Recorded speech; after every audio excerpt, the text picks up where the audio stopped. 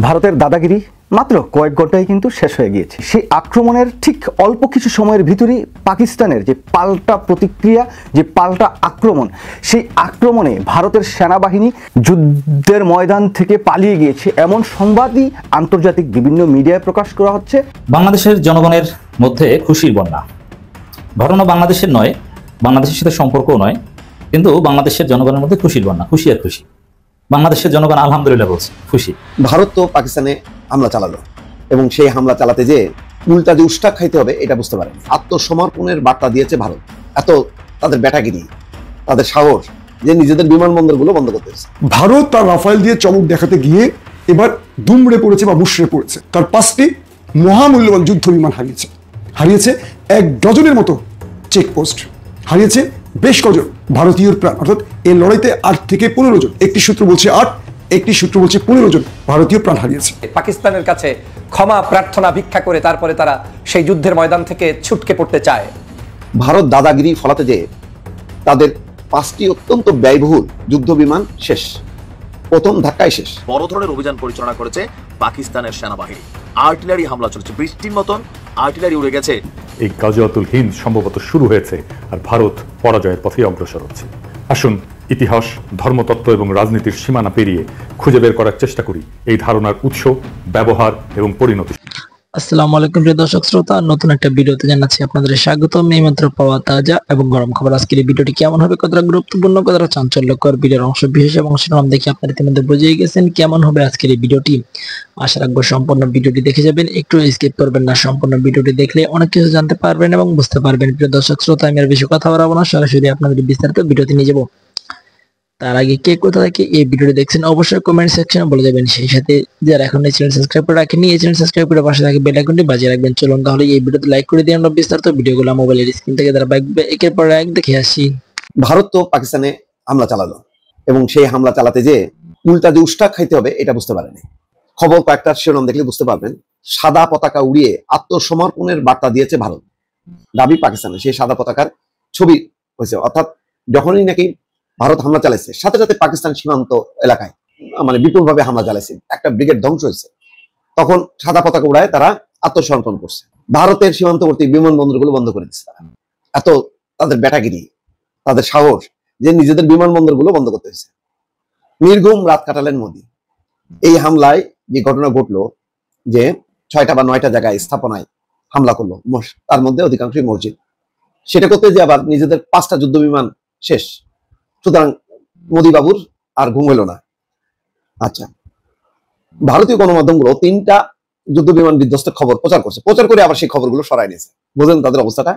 খুব ইন্টারেস্টিং ব্যাপার। দর্শক দেখেন, আমি খবরগুলি পড়ি যে এদের যে কাপুরুষতা এবং খবর চেপে রাখা, যে ভারতীয় জনগণকে বোঝানো যায় আমরা একটা বিশাল একটা ব্যাটাগিরি করে আসছি, কিন্তু এই ব্যাটাগিরির মানে খেসারত তাদেরকে দিতে হয়েছে।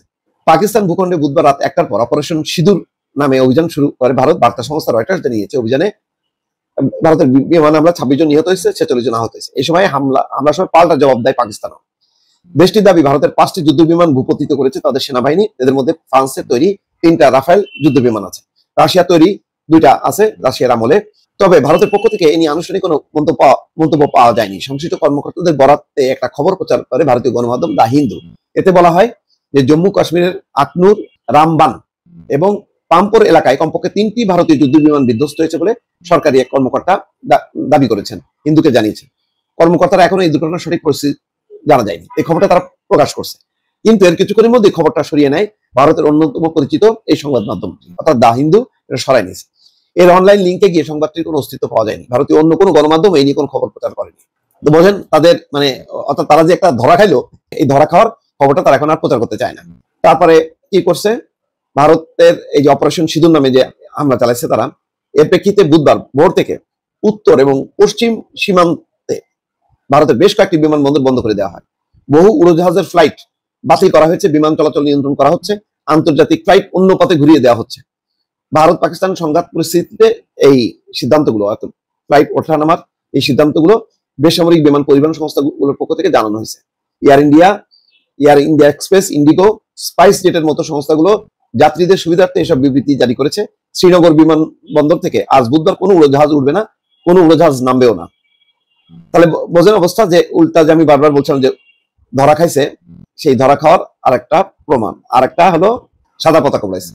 পাকিস্তানের তথ্যমন্ত্রী আতাউল্লাহ তারার দাবি, সীমান্তে নিয়ন্ত্রণ রেখায় সাদা পতাকা উড়িয়ে আত্মসমর্পণের ইঙ্গিত দিয়েছে ভারত। বুধবার সকাল 7টায় তিনি কথা জানান। তার ভিডিও বার্তায় ফুটেজের পেছনে সাদা পতাকা উঠতে দেখা যায়। পাকিস্তানের সংবাদ মাধ্যম পিটিভির শেয়ারকৃত ভিডিওতে সীমান্তে সাদা পতাকা উড়ানোর চিত্র দেখা যাচ্ছে। পাকিস্তানের তথ্য সম্প্রচার মন্ত্রী তারার বলছেন যে সাদা পতাকা উড়িয়ে ভারত পরাজয় স্বীকার করেছে।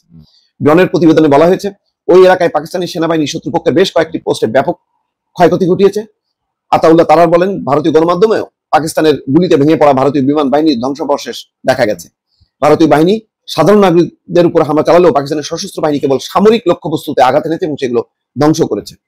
দেখেন, তারা মসজিদ এবং পাবলিক প্লেসগুলোতে হামলা চালাইছে, এতে 26 জন মারা গেছে, হয়তো আরো 70-72 জনের কথা বলা হচ্ছে।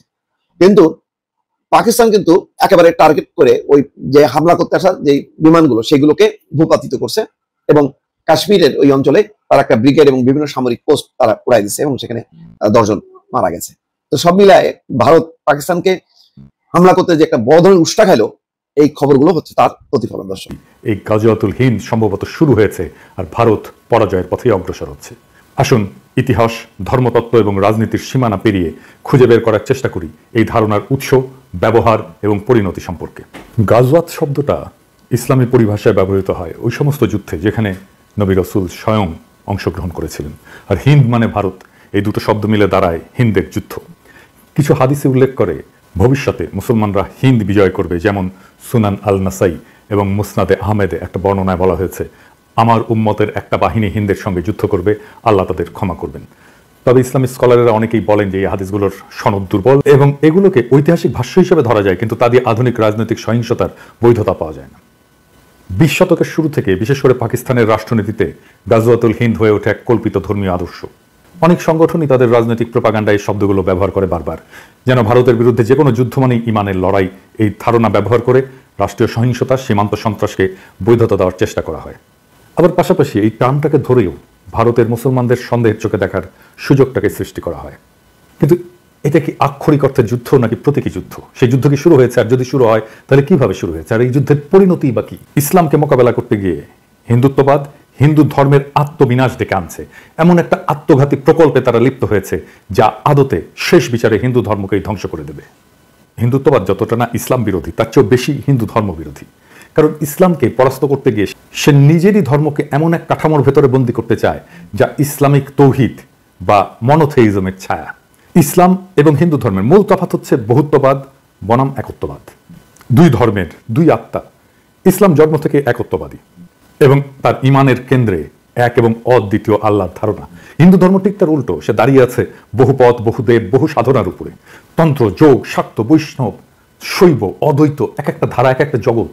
ভগবদ গীতায় কৃষ্ণ বলেছেন যে যে যেভাবে আমাকে চায় আমি সেভাবেই তার কাছে ধরা দিই। এই কথাটাই হিন্দু ধর্মের বহুত্ববাদী হৃদয়। কিন্তু হিন্দুত্ববাদ ইসলামকে পরাস্ত করতে গিয়ে ইসলামিক কাঠামো গ্রহণ করে ফেলে।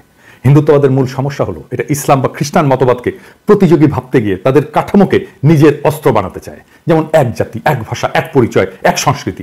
এই সমস্ত ধারণা ইসলামী উম্মাহ বা খ্রিস্টান নেশন স্টেটের ধারণার কাছাকাছি। হিন্দুদের মাঝে ঐক্য প্রতিষ্ঠা করতে গিয়ে সে এক দেবতা, এক আচার, এক ভাষার সন্ধান করে। এই কারণেই সে নিজের ধ্বংস ডেকে আনে। কারণ হিন্দু ধর্ম কখনো ঐক্য দিয়ে টিকে ছিল না, টিকে ছিল সহাবস্থানে। একত্ববাদের দিকে ঝুঁকে পড়া মানেই তৌহিদের বিজয়। যখন হিন্দুত্ববাদ ইসলামকে ফাইট করতে যায় তখন সে আসলে তৌহিদেরই জয় নিশ্চিত করে। সে মূর্তি পূজাকে তখন লজ্জা হিসেবে দেখতে শুরু করে, পৌরাণিকতাকে অস্বীকার করে, আত্মতত্ত্ব, রূপক, রসতত্ত্বকে সরিয়ে দেয়।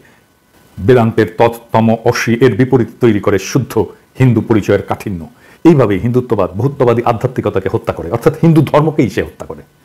এভাবেই মোদি আত্মহননের পথে হিন্দুত্ববাদ দিয়ে হিন্দু ধর্মকে নিয়ে যাচ্ছে। এইভাবেই একদিন হিন্দুত্ববাদ যখন নিজের দেহে একক দেবতার ধর্ম নির্মাণ করবে তখন সে নিজেই আর হিন্দু থাকবে না, সে হয়ে উঠবে একটা হিন্দু নামধারী ইসলামী রাষ্ট্রীয় কাঠামোর ছায়া, যার মধ্যে থাকবে না সাধনার পথ, থাকবে না দেবদেবী উপাসনা, থাকবে না অবতার তত্ত্ব, থাকবে না উল্টো যুক্তি। সে সময় ইসলাম যদি আসে তাহলে সে বলবে তুমি তো একত্ববাদকেই বিশ্বাস করো, কিন্তু আমাদের একত্ব অনেক আগে থেকেই পরিণত, তুমি শুধু তার ছায়া, তুমি তাকে অনুসরণ করেছো। এই ছায়া যখন আত্মার আর আশ্রয় দিতে পারে না তখন মানুষ মূল উৎসের দিকে ফিরে যায়। তখন তৌহিদ শুধু জয়ী হয় না, হিন্দুত্ব নিজেই তাকে তার মঞ্চ প্রস্তুত করে দেয়। তাই গাজওয়াতুল হিন্দ কোনো বাহ্যিক যুদ্ধ নয়, এটা ভারতীয় পরিচয়ের মধ্যে এমন এক আত্মঘাতী দ্বন্দ্ব যেখানে এক ধর্ম অন্য ধর্মকে মোকাবেলা করতে গিয়ে নিজেকেই তাকে রূপান্তর করে ফেলে। হিন্দুত্ব ইসলামকে হারাতে গিয়ে ইসলামিক কাঠামোকে গ্রহণ করে। এটাই আত্মহনন, এটাই ইতিহাসের সবচেয়ে বড় পরাজয়, যেখানে তুমি যেত না বরং তোমাকে হারিয়ে অন্য কেউ তোমার জায়গায় দাঁড়িয়ে যায়। বাংলাদেশের জনগণের মধ্যে খুশির বন্যা। ঘটনা বাংলাদেশের নয়, বাংলাদেশের সাথে সম্পর্কও নয়, কিন্তু বাংলাদেশের জনগণের মধ্যে খুশির বন্যা, খুশি আর খুশি। বাংলাদেশের জনগণ আলহামদুলিল্লাহ বলছে, খুশি। দর্শক, উত্তেজনা বিরাজ করছে, তারা মজা করছে, হাসাহাসি করছে। এরই মধ্যে প্রফেসর ইউনূস এবং আমিরে জামাত জরুরি বার্তা দিয়েছেন, সে বার্তাও বিশ্লেষণ করা জরুরি।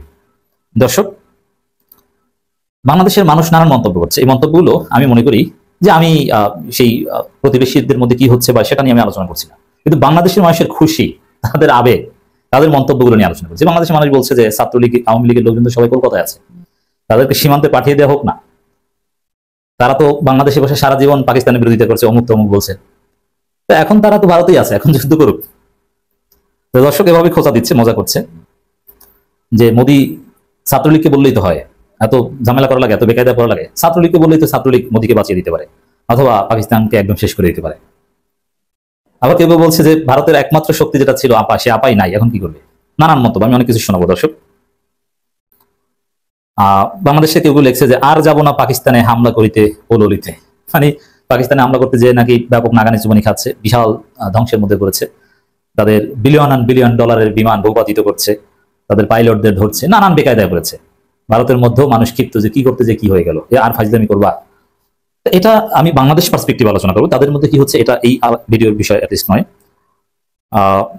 পাকিস্তানের সাথে এই ঝামেলায় জড়িয়ে এক রাতেই 868 মিলিয়ন ডলার হারিয়েছে ভারত, তাদের ক্ষয়ক্ষতি হয়েছে। পাকিস্তানের ক্ষয়ক্ষতি কিছু তো অবশ্যই হয়েছে, পাল্টা জবাব তারা দিচ্ছে এখন পর্যন্ত পাকিস্তানে গিয়ে। এই জন্য বাংলাদেশের মানুষ খুশি, মানে ভারতকে যেই মার দিতে পারবে। দেখেন এখানে অনিবার্যভাবে চীন আসবে, চীন পাকিস্তানকে হেল্প করবে নানানভাবে, আর অনেক শক্তি আসবে। একটা খবর যে এটা আমি জানি না, এটা ভেরিফাই করতে পারিনি, সীমান্তে সাদা পতাকা উড়িয়ে আত্মসমর্পণের ইঙ্গিত দিয়েছে ভারত। এর মানে আসলে এরা বাধ্য হবে, কারণ কোনো প্রতিবেশী ভারতের পক্ষে নেই, বাংলাদেশ ভারতের পক্ষে না, বাংলাদেশের সাথে ঝামেলা করছে ভারত। ওদিকে চীন তো বুঝে নেই যে পাকিস্তানকে সে 71 সালে সহায়তা করেছিল, এখনো করবে, চীন সবসময় করে, এটা করবে। চীন ভারতের মধ্যে যে দ্বন্দ্ব, ভারতকে মায়ের তো চীন এমনিতেই মাঝে মাঝে দেয়, এখন দিতে চাইবে। নাম দিয়েছে নাকি অপারেশন সিঁদুর নাকি, আর পাকিস্তানের মুসলমানদের উপর হামলা করে। ভারত তাদের উত্তরপ্রদেশের অনেকগুলো বিমানবন্দর বন্ধ করে দিয়েছে, নানান উদ্যোগ নিয়েছে। তো বাংলাদেশের মানুষের কিছু মন্তব্য, গুরুত্বপূর্ণ লোকজনের একজন মন্তব্য যে পাকিস্তান মনে হয় জানে না যে ছাত্রলীগ এখন কলকাতায় আছে, কেউ জানিয়ে দেন, দেখবেন যুদ্ধ বন্ধ করে দিবে।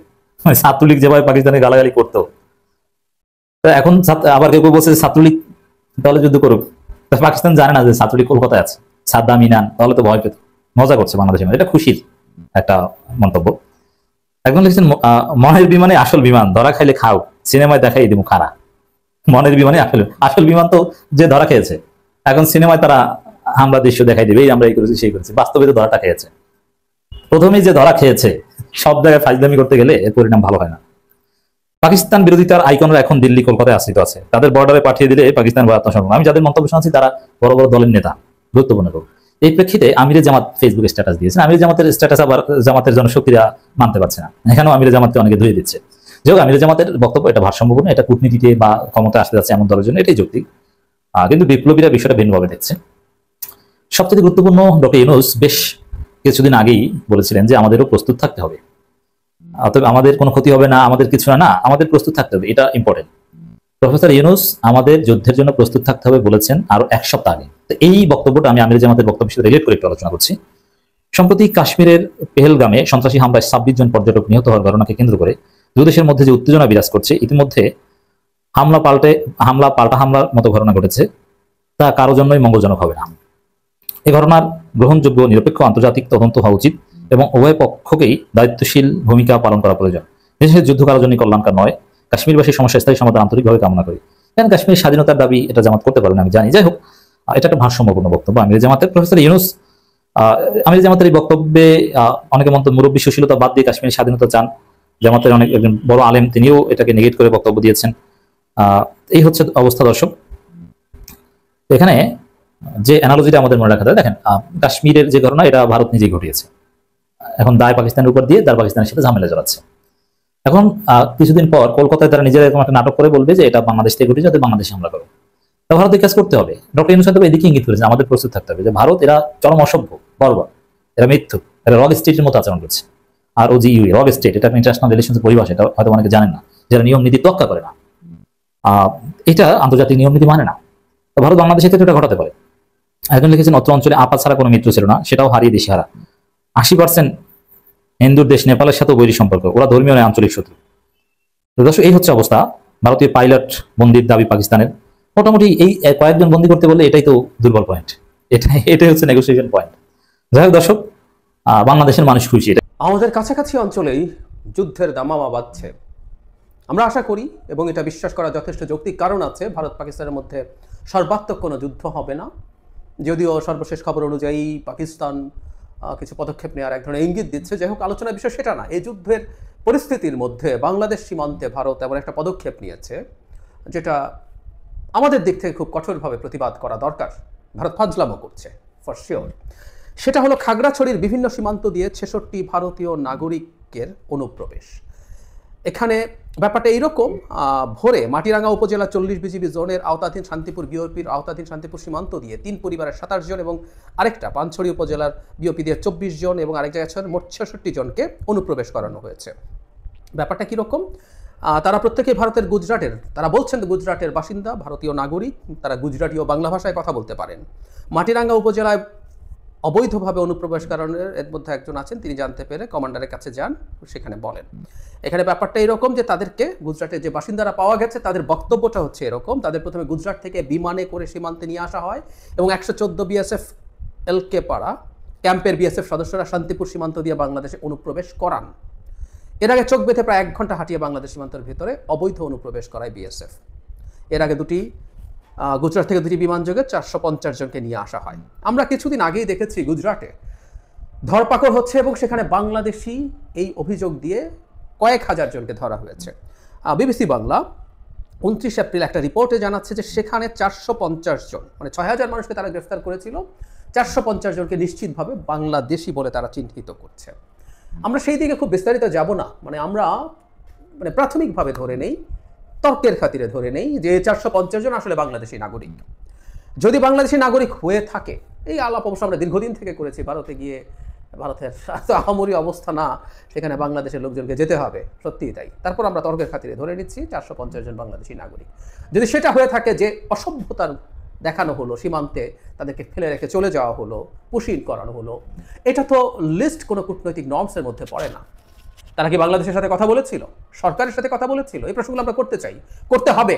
এবং এই ধরনের লোকজনকে ঠেলে বাংলাদেশে ঢুকিয়ে দেওয়ার বিরুদ্ধে বাংলাদেশের সীমান্তরক্ষীদের কঠোরভাবে দাঁড়াতে হবে, এটা খুব জরুরি। কারণ হলো এরা কারা আমরা এখনো নিশ্চিত নই। আমি আবারও বলছি, তর্কের খাতিরে বলছি, যদি এরা সেটা হয়েও থাকে তাহলে তো পরবর্তীতে তারা এই প্রবণতা চালিয়ে যাবে, বাংলাভাষী মুসলিম ভারতীয়দেরকে ইনডিসক্রিমিনেটলি বাংলাদেশের ভেতরে ঠেলে দেওয়ার চেষ্টা করতে পারে।